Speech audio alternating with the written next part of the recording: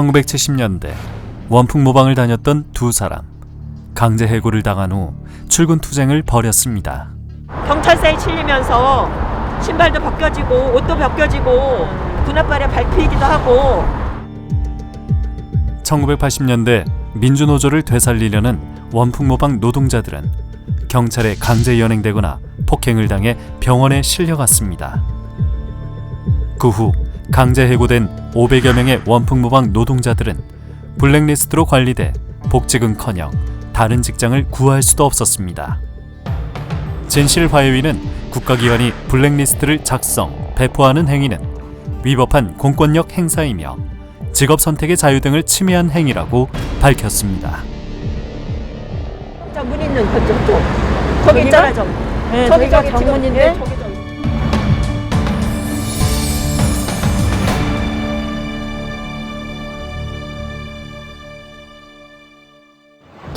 1980년 5월 광주 민중항쟁을 무력으로 진압한 전두환 신군부 세력은 국가보위 비상대책위원회를 설치하고 뒤이어 노동계 정화 조치를 단행했습니다. 그해 12월 초 원풍 모방 노조 간부들은 합동수사본부에 강제 연행됐습니다. 세로로 범진사 이렇게 있었어요. 승용차 안에서 차 속에서 봤어요. 들어갈 때. 독방에 구금한 채 처음부터 공포 분위기를 조성했습니다. 수사관이 하는 말이 야 여기가 어딘 줄 알아? 여기 간첩 잡는 데야. 응? 그러고 겁박을 준 거야. 맞아. 협박이지, 협박. 노조 간부 48명이 연행돼 혹독한 조사를 받았는데 가장 중점적인 것 중 하나는 5.18 광주 민중항쟁 당시 부상당한 시민과 노동자들을 위한 모금 활동이었습니다. 지방 출신이 많았던 원풍 모방 노동자들은 광주의 아픔을 외면할 수 없었습니다. 하지만 전두환 신군부 세력은 원풍 모방 노조를 이른바 김대중 내란음모 사건과 엮으려고 했습니다. 강요하지 말고 그냥 대잡어, 왜 모금을 하는지에 대한 대잡어 써붙여놓고 모금통을 갖다 놓자. 그래 딱 이틀 한 거예요. 그래서 1,700명이 참여를 했어. 그래서 470만 원이 나온 거야. 그래가지고 그거 들고서 이제 강주 카톨릭 센터 자리가 그 기념관이 된 거잖아요. 거기 제일 꼭대기가 윤공희 주교님 집무실이고 이제 침실도 그 옆에 있고 그래요. 주교님한테 이제 쭉 설명을 하고 그러고서는 이제 전달을 하고 영수증 써달라 그러니까 왜? 그래. 나중에 우리 어떻게 당할는지도 몰라요. 그때 내놔야 돼요. 그래서 껄껄껄 웃으면서 그래. 그래서 영수증을 받아왔지. 윤공희 대주교님이 써준 영수증 덕분에 김대중 내란음모 사건 혐의에서 벗어난 원풍 모방 노조 간부들. 하지만 곧바로 합동수사본부 수사관들은 간부들에게 강제로 사표를 쓰라고 했습니다. 사표를 쓰라는 거예요. 근데 사표를 왜 여기서 쓰냐? 왜냐하면 회사로 우리가 입사를 한 건데 왜 여기서 사표를 쓰냐? 이렇게 얘기를 했어요. 그랬더니 아니 쓰라면 써야지. 뭐 이러면서 이제 지어받기도 하고 때리기도 하고 이러면서 야 이러면서 여기 지하실에 가면 고문실이 있어. 거기 김재규 여기서도 고문 받았어. 지하실에서 고문 받으면 살아남는 놈 없어. 지하실에 고문 받는 거 가면 별걸 다 해. 막 이러면서 겁을 주는 거예요. 계속 지장을 안 찍으니까 나중에 12월 30일 날 사장실에서 오라고 여군 헌병이 데려왔어요. 들어갔는데 보자마자 야 김금자 너 아직도 사직서에 지장 안 찍었다고? 그래서 내가 사직서를 써도 회사 가서 써야지 왜 여기서 쓰냐 그랬더니 아직도 살아있네. 너네는 모금을 해서 김대중이한테 갖다주고 박용석이가 포섭이 됐는데 강수 사태에 엮어서 너네도 같이 보내줘? 그렇게 협박을 하는 거예요. 근데 낮은 목소리지만 저한테는 협박으로 들렸죠. 그래서 그때 속으로 사직서에 도장을 찍을 수밖에 없구나. 그렇게 하고 다시 조사실로 들어갑니다. 합동수사본부에 연행된 노조 간부 14명은 강제 해고당했습니다. 그중 4명은 삼천교육대로 보내져 이른바 순화교육을 받았습니다. 퇴직금 또한 회사 본사가 아닌 다른 곳에서 받게 하는 등 해고된 간부들과 조합원들의 접촉을 철저히 차단했습니다. 시장 찍고 밤이었어요. 캄캄할 때 수사관 2명, 여군 1명 같이 차를 타고 옵니다. 제가 그때 당시 기숙사에 있었기 때문에 그래갖고 수사관은 밑에서 기다리고 여군 헌병이 기숙사 같이 따라 들어가서 짐 싸는 거 지켜보고 그 짐을 들고 와서 이제 차를 타고 오빠네 집으로 가서 나를 내려주고 가죠. 제작진은 1969년 원풍모방에 입사해 1980년 초 강제 해고당한 뒤 고향인 전라북도 순창에서 살고 있는 이규현 씨를 만났습니다. 요즘 염소 수천 마리를 돌보느라 눈코 뜰 새가 없는 이규현 씨. 빨리 온나 나온나. 이렇게 자리 잡기까지는 숱한 어려운 고비를 넘겼습니다. 1980년대 초 원풍모방 노조 간부를 맡고 있다 합동수사본부에 연행돼 조사를 받고 난 후 곧바로 동료 3명과 함께 악명 높은 삼천교육대로 끌려갔습니다. 니들은 그 인간으로서 정신개조를 해야 될 사람들이다.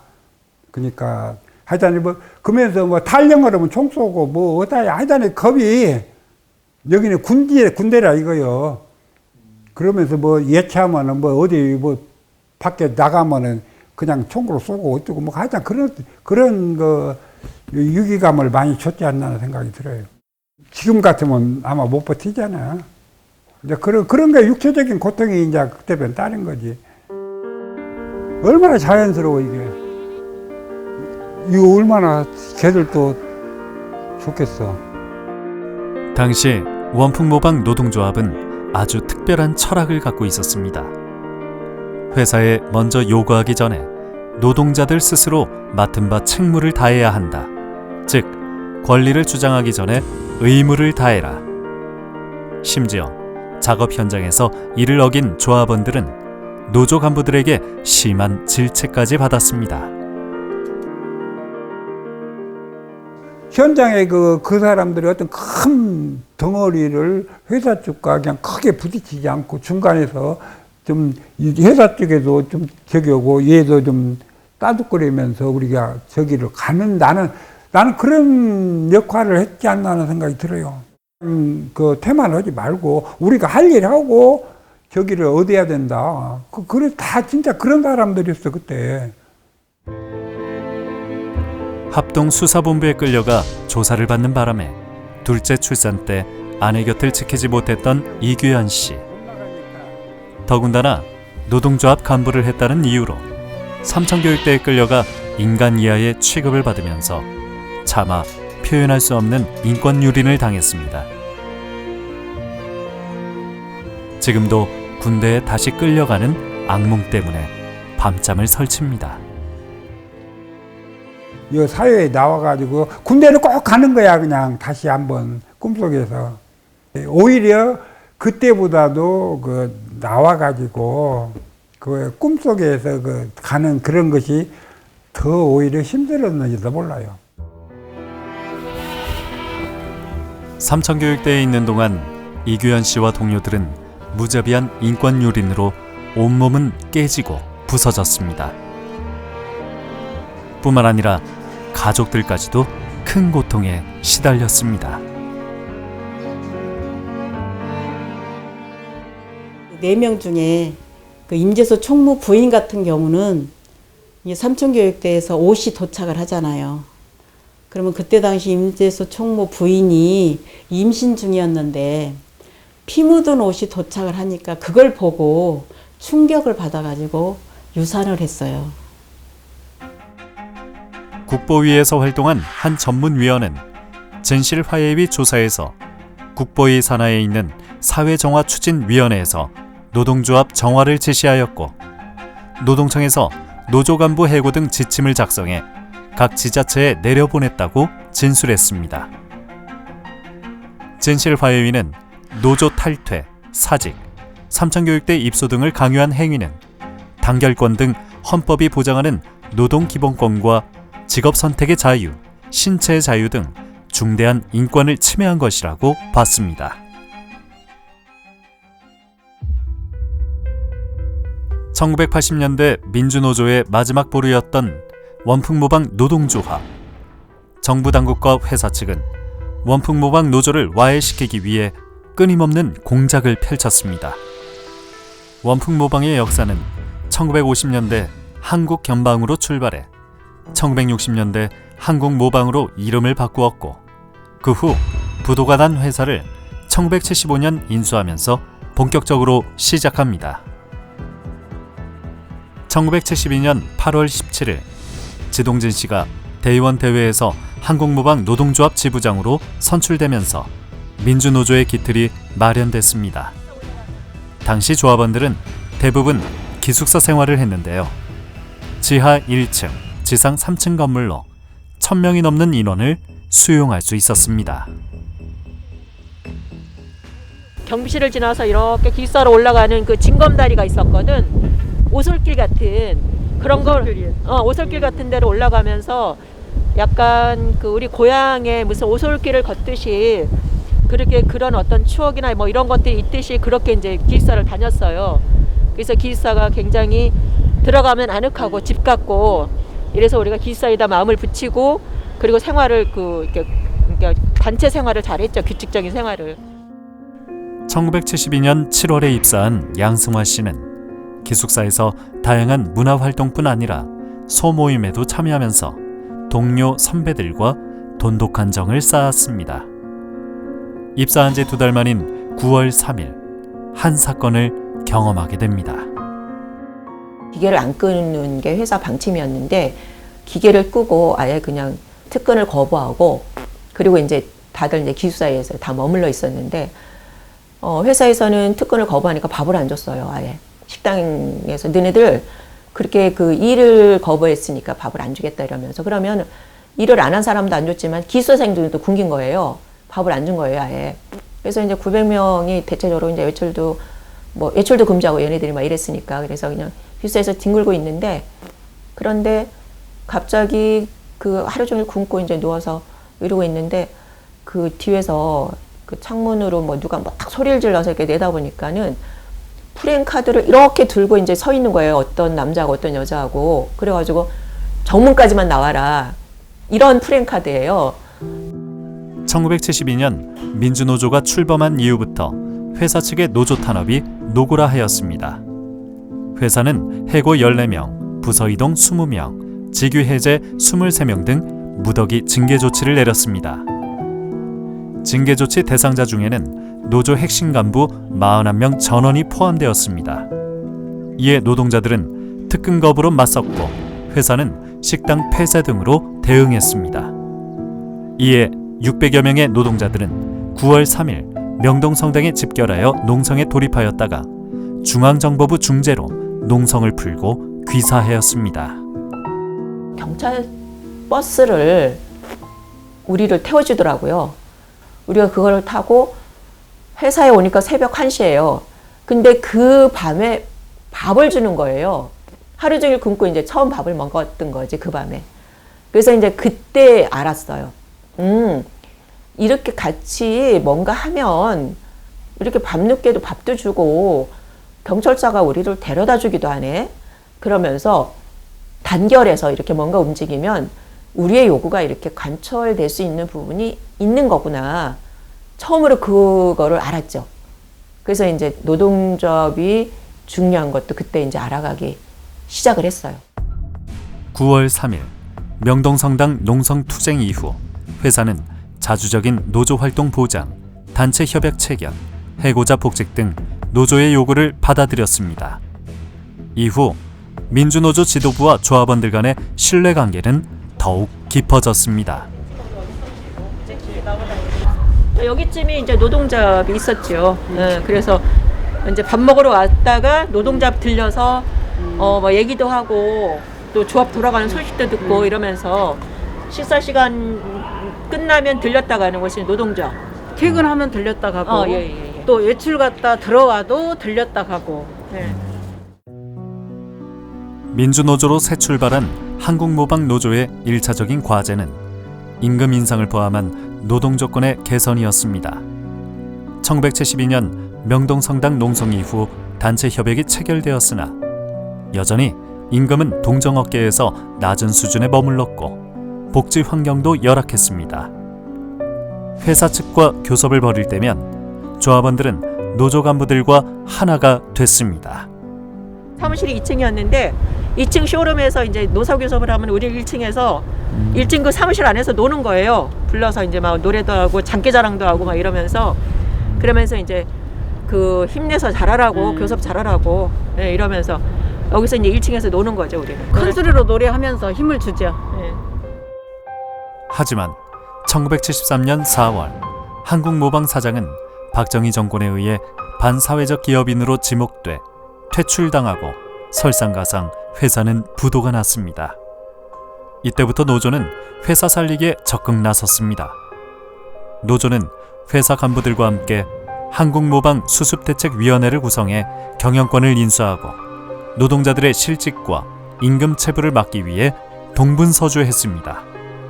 그 결과 임금 체불은 발생하지 않았고 오히려 31% 임금 인상이라는 성과를 이뤄냈습니다. 또한 노조는 당시 지부장을 회사 경영에 참여시키기로 결정하는 등 노조의 회사 경영 참여라는 기업 최초의 사례를 만들어내기도 했습니다. 그 살리고 근데 이제 살리는 과정에서 그 회사에서는 임금도 지급하지 못하고 다른 회사보다 그러니까 임금도 굉장히 적었던 이런 것들을 노동조합이 같이 공동으로 운영하면서 그 31%나 그 올리는 임금 인상을 해주는 그런 과정도 있었고 이러면서 이제 이게 노사가 공동으로 경영하면서 이게 노동조합이 바르게 일하는 걸 본 거거든요. 그래서 이제 이렇게 하면 이렇게 해도 되는구나. 이제 이런 것들을 이제 알아가게 된 거죠. 그리고 이제 원풍산업으로 바뀌면서 회사가 이제 안정적으로 좀 접어들었어요. 안정기에. 그리고 이제 원풍산업으로 인수하면서도 인수하는 과정에 뭐 이렇게 전체적인 종업원들 전부 다 그대로 다 받았고, 그러니까는 다 승계했고. 1975년 원풍모방으로 새 출발하고 나서 노조와 회사 측은 큰 마찰 없이 원만한 관계를 유지했습니다. 동시에 원풍모방 노조는 조합원 교육과 소그룹 활동을 강화했습니다. 교육 프로그램은 훈련생 교육을 비롯해 초보자, 대의원, 간부, 일반 조합원 교육 등 다양하게 진행됐습니다. 특히 소모임 활동은 영등포 도시산업선교회, JOC 한국가톨릭 노동청년회 등에서 주로 이루어졌으며 이러한 교육과 소모임 활동은 강력한 민주노조를 만드는 동력이 됐습니다. 또한 신용협동조합 등과 같은 복지제도도 갖춰 원풍모방 민주노조는 모든 면에서 최고의 수준을 자랑했습니다. 그렇게 근로조건이 좋아진 게 근거 없이 좋아진 게 아니라 우리가 민주노조가 되니까 회사의 경영 저기를 한 달에 한 번씩 우리가 가서 다 체크를 다 해. 그거를 협약으로 맺었어. 그러니까 어떻게 회사가 딴 돈으로 나가는 돈이 나갈 수가 없어. 그렇게 하면서 이제 노사 간에 이제 발전을 기하고 그 대신에 교육을 생명처럼 그러니까 전 조합원의 간부화. 그래서 노동 쪽 공부뿐만이 아니라 전반적인 공부를 다 하는. 그래서 소모임들 7, 8명씩 해가지고 그게 한 7, 80개가 돌아갔으니까. 1980년 전두환 신군부 세력의 등장으로 조합원들에게 큰 신뢰를 얻고 있던 원풍모방 등 민주노조는 큰 시련을 겪었습니다. 특히 원풍모방 노조는 10명이 넘는 간부들이 강제 해고당해 회사를 떠나야 했고 당시 지부장과 부지부장은 수배를 당해 공개 활동을 할 수 없는 상태였으나 민주노조 깃발은 굳건하게 지켜냈습니다. 중심 간부를 잘라내도 이렇게 그 조직이 그 건재할 수 있었느냐를 본다면 소그룹으로 다 이렇게 엮여져 있었잖아요. 원풍이.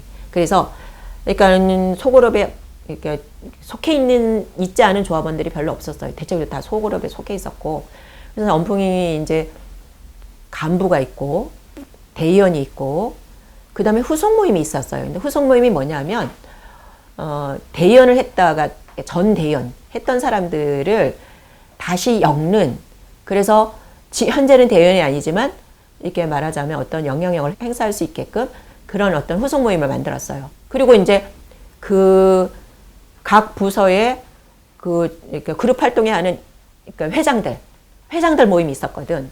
그러니까 이러한 사람들이 조직력으로 이렇게 밑에 뿌리가 쭉 이렇게 분포되어 있으니까 이게 안 뽑히는 거예요. 그래서 건재했다. 이렇게 볼 수 있는 거죠. 1979년 8월 원풍모방은 국제그룹이 인수하는데요. 그 이후에도 회사 측과 별다른 마찰 없이 한동안 원만한 관계를 유지했습니다. 하지만 노동계 정화 조치 이후에도 유일하게 살아남은 원풍모방 민주노조를 무력화하기 위한 정부 당국과 회사 측의 공작은 집요했습니다.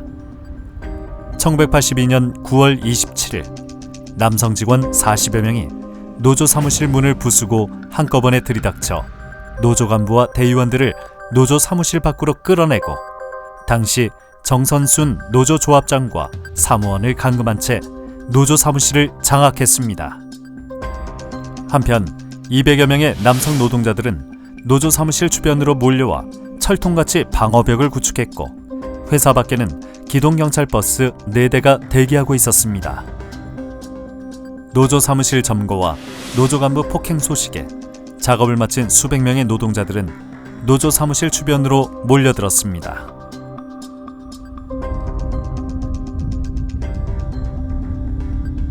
이제 농성장소였다고 보면 됩니다. 네. 노동자들은 노조 사무실 안으로 들어가기 위해 안간힘을 썼습니다. 그 과정에서 노동자 여러 명이 부상을 당해 병원으로 실려갔습니다.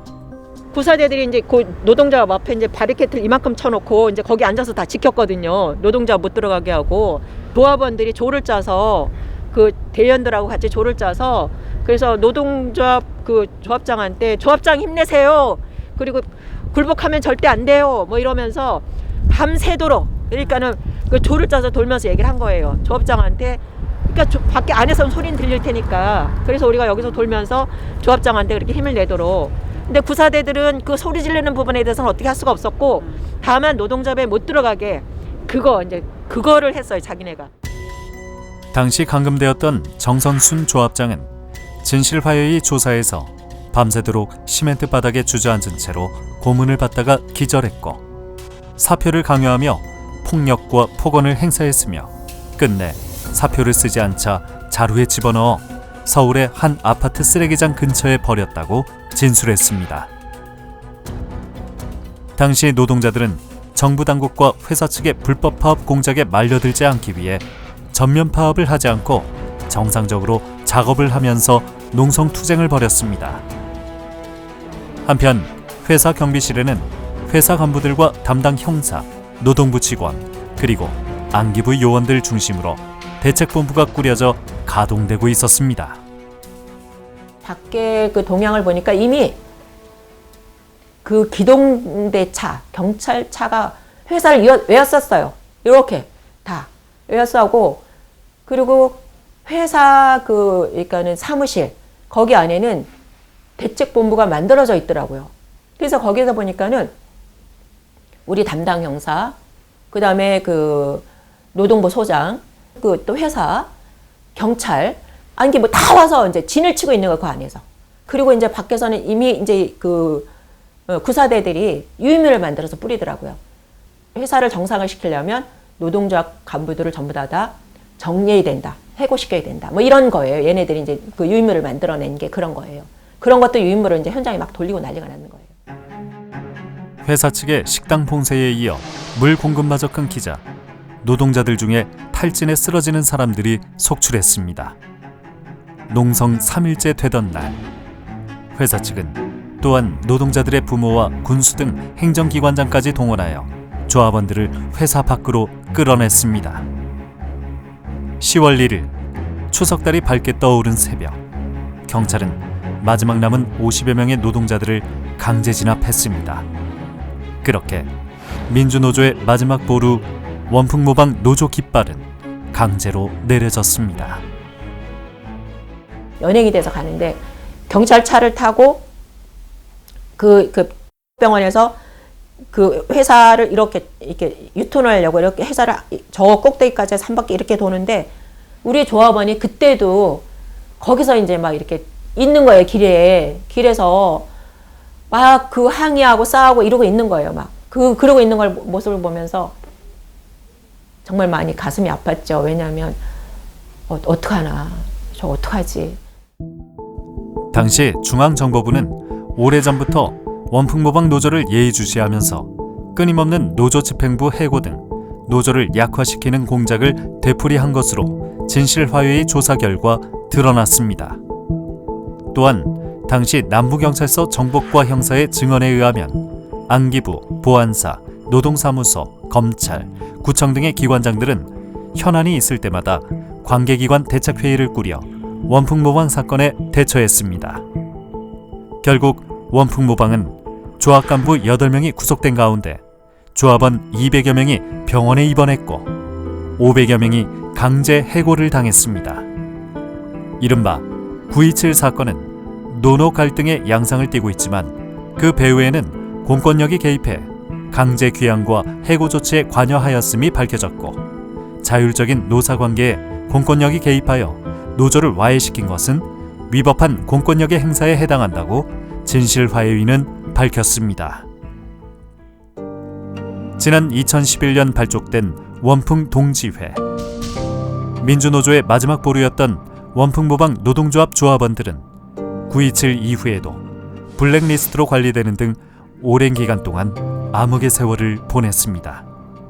그러나 40여 년이 흐른 지금도 전국 수백 명의 조합원들이 원풍동지회라는 이름으로 꾸준히 모임을 갖고 원풍모방 노동운동사를 발간하는 등 꾸준히 노동해방의 길을 걷고 있습니다. 이 공간도 1980년대 초 원풍모방 민주노조 조합원들의 성금으로 마련됐습니다. 정보기관에 의해 이른바 빨갱이로 오랜 세월 낙인 찍혔던 원풍모방 노동자들은 지난 2007년 국가로부터 민주화운동 관련자로 인정받았습니다. 2007년에 우리가 명예회복이 돼가지고 쓱 나왔잖아. 저기 민주화운동 관련자증. 그거를 받아보고서 우리 조합원들이 자기 남편한테 원풍 다녔다는 얘기를 했다는 거잖아. 그전에는 속이고 사는 거야. 에휴, 참. 그런 사람이 한두 사람이 아니야. 에휴, 참.